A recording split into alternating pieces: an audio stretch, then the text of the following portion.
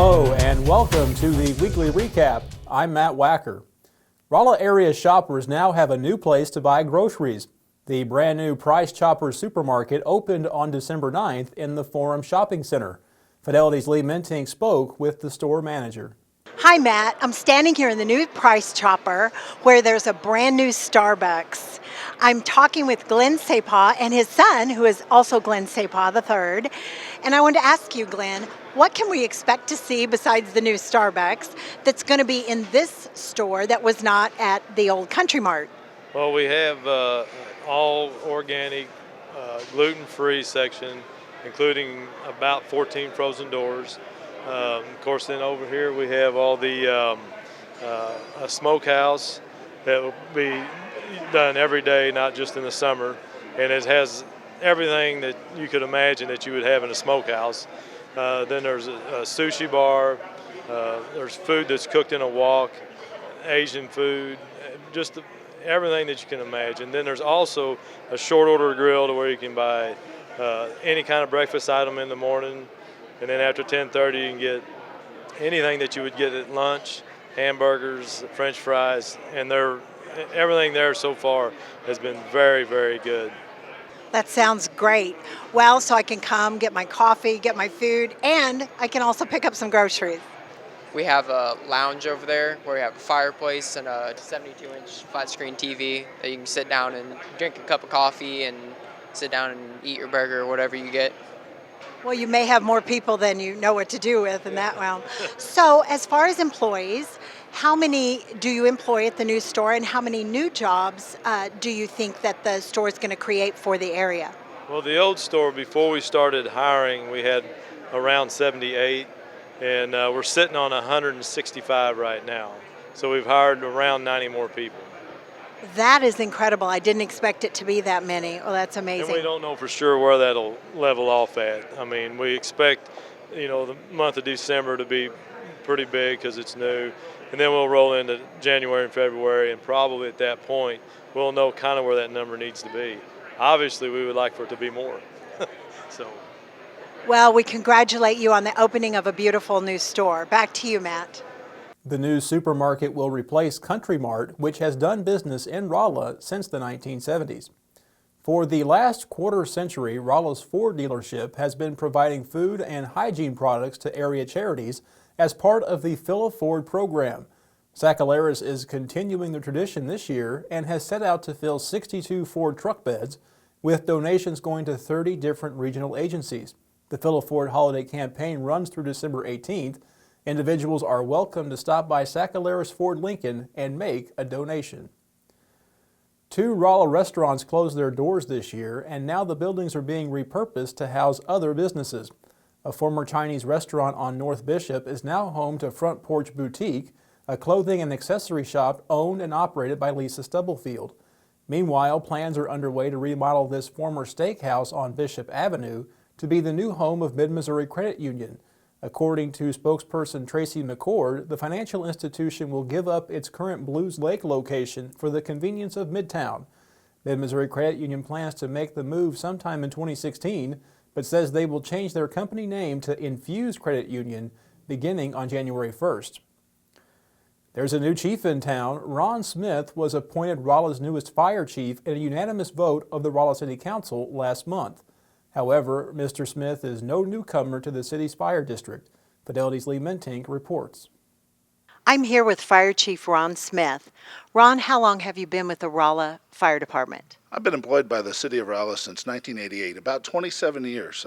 I started as a paid-on-call firefighter, and in that experience was really neat as a young man, about 18 years old, and have worked through that process. Was hired as a full-time firefighter in 1990, so I have 25 years of full-time experience. Been an engineer, promoted up to training officer, assistant fire chief, and now I just recently was promoted to the fire chief. And so it's been a great career, and I'm excited about our future here at the Rolla City Fire Department. And it's been a great 25 years. Well, what are the duties of the fire chief now that you've reached that position? There are a lot of duties that we can identify that are there are a lot of fun ones, and there are some that are not so fun. There's a lot of paperwork. with any of those positions. Budget is always a big concern. But the biggest thing that we have a responsibility is to our citizens. We are here to provide the best fire safety and best fire response to the citizens of Rolla and to those who travel in and outside of Rolla on a daily basis. So we are responsible for car fires, home fires, inspections of businesses to ensure that they're fire safe, to inspect homes as they're being built, answer questions about smoke detectors. We even install car seats. We help. We're a service organization, so we help people, and that's our main responsibility. And so as the fire chief, we're responsible for all those aspects, and so we want to make sure that anyone that's coming into our area, into the city of Rolla, is safe on the fire side. Well, I understand there are 27 firefighters on the City of Rolla force. Give us an example of something that your department has done recently to fulfill those duties. Sure. We have 27 full-time employees. 9 of those work every day. So we always have 9 on duty, and there are 3 shifts, shift A, B, and C. So that equals 27 people. So on any given day, they may respond to various fire scenes, medical, EMS, fires, car fires. Recently, we responded to the Perkins lumber fire in St. James. And so that's an added feature of our abilities and services here in Rolla, is we provide mutual aid services to agencies that are around us that may need some extra help. Not every department has a 75-foot ladder truck. Not every department has enough manpower to handle large scenes like the Perkins lumber event. And so we provided personnel and we provided some of our equipment to help them overcome that emergency in their area, and provided them with some additional safety measures through our people and equipment. Well, speaking of fire safety around the holidays, give us your top 3 tips for holiday safety in the home. In the Christmas season, it's all about the fun. It's about presents, it's about gifting, and in that home, people are buying Christmas trees, they're buying trees that are live, and so we want to make sure that they water the tree on a daily basis. That tree is going to use a lot of water, and so make sure we water that daily.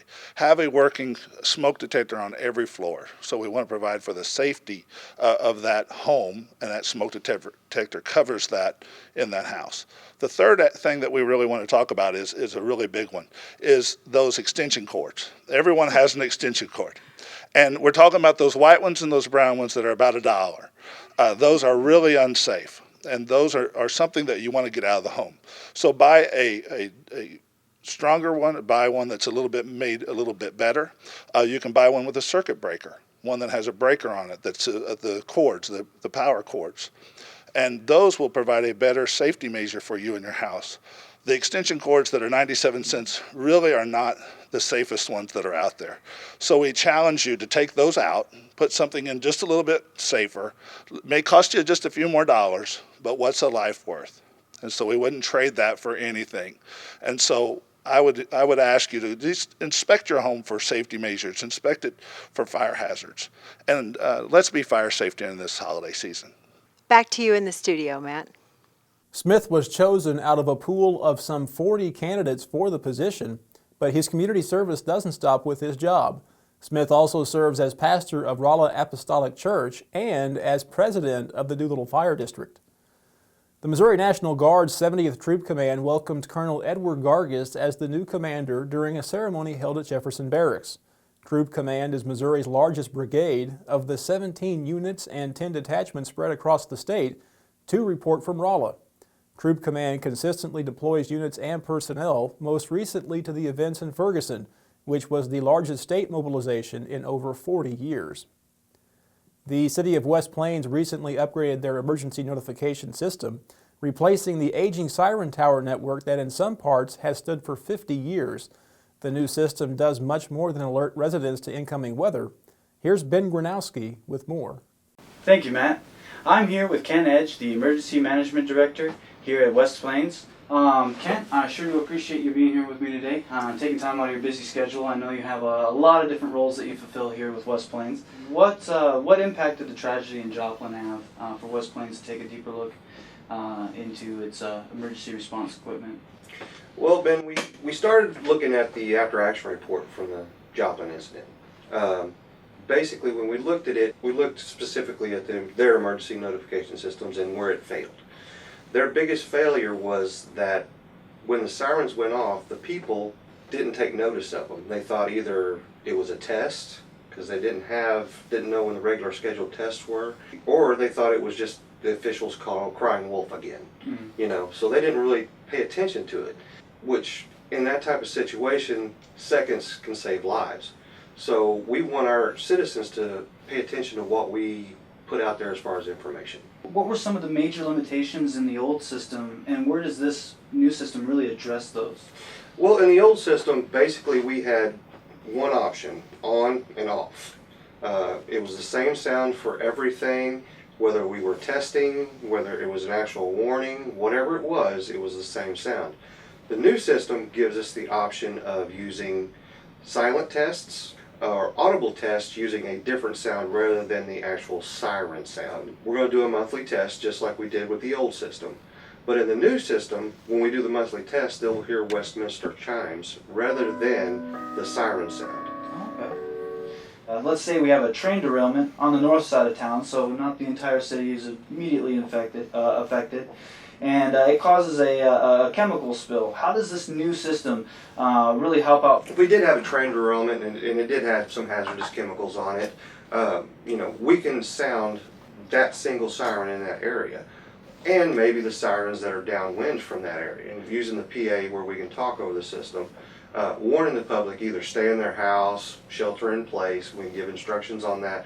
Either that or leave. Please go north, south, east, west, whichever direction's away from the danger. It gives us that instant notification. We use news media, radio, TV in that situation as well, but it's not as instant as this would be. Right. So again, we could save lives by being quick and proactive in that situation. We could also use it when we say there was a school shooting, God forbid we ever have one. We could use that siren that are strategically placed next to the schools to say, tell the parents, okay, this is where you can go get your kids, where the pickup area is going to be. Kent, I sure do appreciate your time with us today. Thank you so much. No problem. And with that, back to you, Matt. A new apartment-style residence hall is expected to be ready for Missouri S&T students by the fall semester of 2016. Ground broke on the project in June. This new facility is being constructed on University Drive near Interstate 44 and will add 450 beds to campus. The units will house 8 residents in 4 double bedrooms. A $10,000 reward is being offered for information leading to the whereabouts of Timothy Potter. Potter went missing from his home in Rolla 9 years ago. Investigators from area law enforcement agencies have followed up on and exhausted hundreds of leads. Potter is described as 5'7" with brown hair and brown eyes. He was 40 years old when he went missing. Nearly 200 plants and about 250 pounds of processed marijuana were seized recently from a large-scale growing operation in the Jerome area.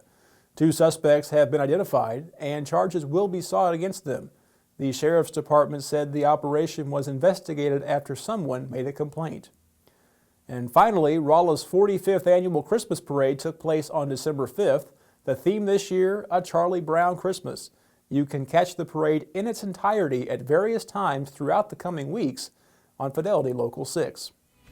That's it for now. I'm Matt Wacker. Thanks for joining me, and I'll see you next week for a very special edition of the Weekly Recap.